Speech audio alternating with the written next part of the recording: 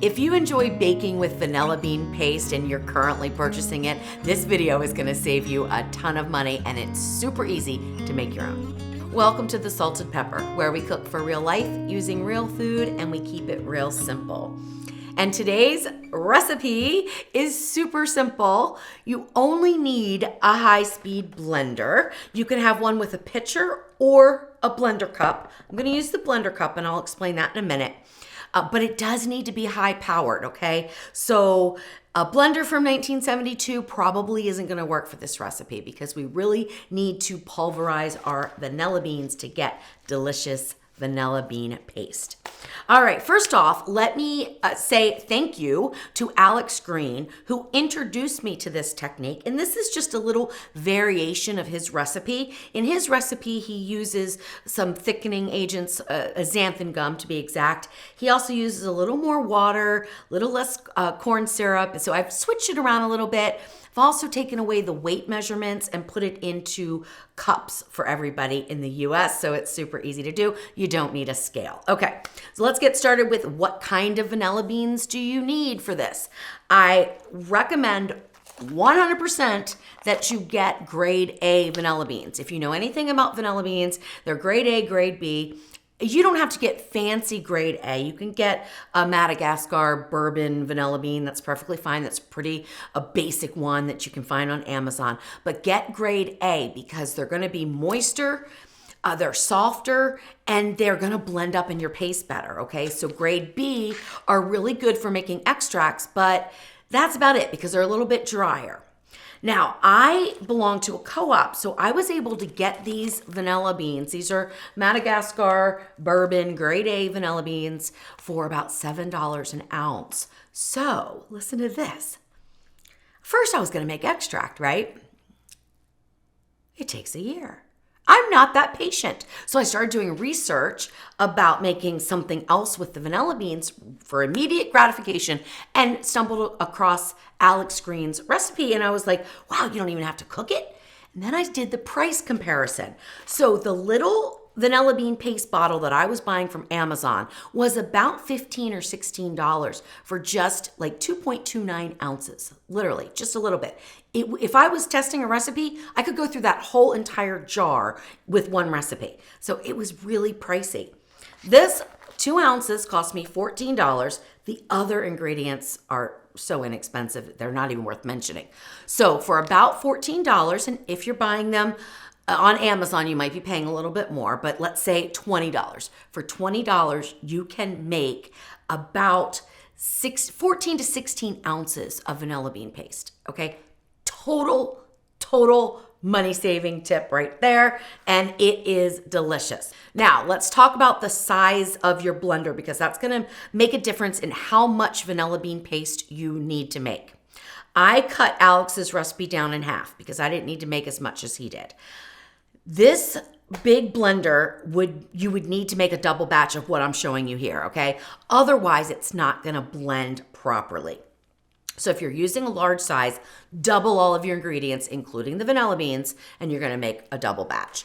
I'm not gonna do that though. I'm gonna use my handy dandy blender cup. Okay, so let's get started because again, super easy to do. You don't have to put these in any special order, okay? 2 tablespoons of water. I am a little confused about the water and I left it out of a batch and it was fine, but you're gonna get a little bit less yield. But it does make it a little bit thicker. So use your judgment on that. I wanted to be able to get 2 8-ounce jars out of mine, so I'm including 2 tablespoons of water. But again, feel free to omit that. Then we have our vodka. Now, you wanna have 6 ounces or about 3/4 of a cup of a white liquor. It doesn't have to be vodka, it could be rum. I do not know what to tell you if you can't have alcohol because this is made with alcohol. So I don't know a substitute. I don't know how to make it any other way. So I know that's gonna upset a lot of people, but I just don't know how to tell you to make it. This is a room temperature, stable for up to a year, and you need the alcohol in there. The other thing I know I'm gonna get pushback on is the amount of sugar. I'm sorry, it is what it is. This is how you make it, okay? 1 cup of sugar. Woo! Should have put that in first. Well, you'll know to do that. And then 3 tablespoons of corn syrup. This is light corn syrup. This is not the stuff that people are saying, screaming about that it's terrible for you. This is perfectly fine. It's what we've been baking with for years and years. So it's perfectly fine. Light corn syrup, 3 tablespoons. Very important because it keeps it from crystallizing. So if you skip that, you are going to have a crystally mess after your vanilla bean paste sits. So it's super important. You can't omit it, okay?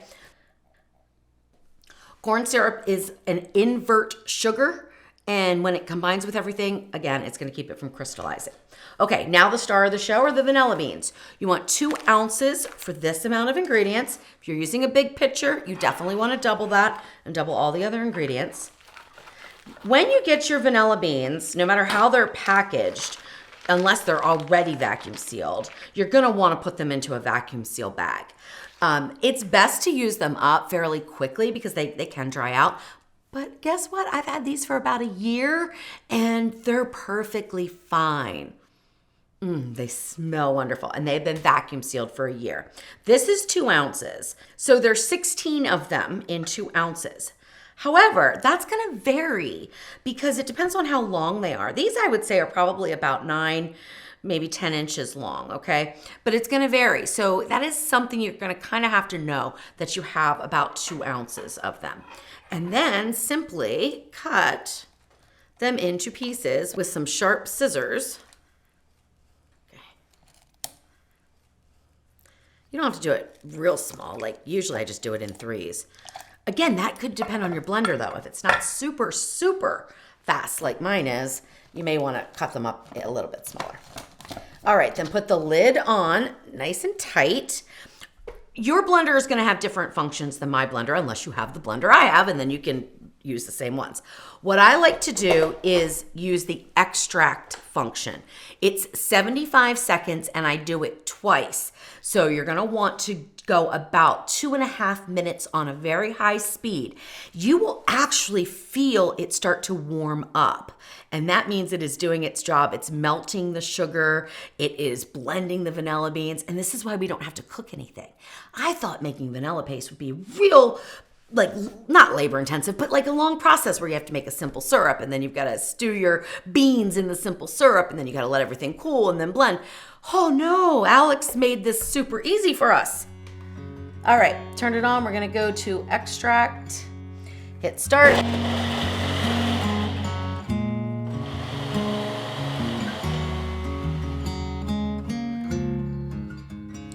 All right, so I don't know if you can see this color, but it is kind of like a dark brown. We're gonna go one more time because we're not quite warmed up yet and I can see some individual pieces of some sugar here. So we're gonna go one more time on extract.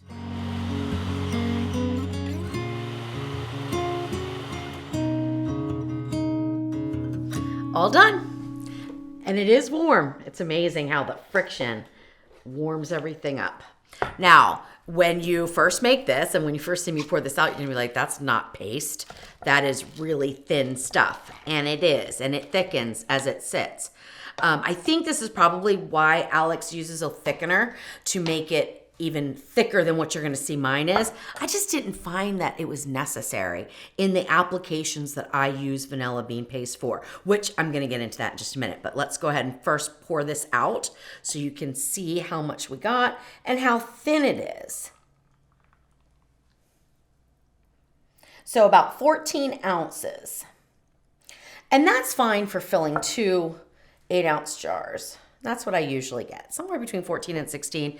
When I add a 1/4 cup of water, obviously, instead of 2 tablespoons, I'm going to get the 16 ounces, but it is a little thinner. So those are things you can make your decision. They both work fine. All right, so this was made yesterday, so it hasn't been sitting any length of time.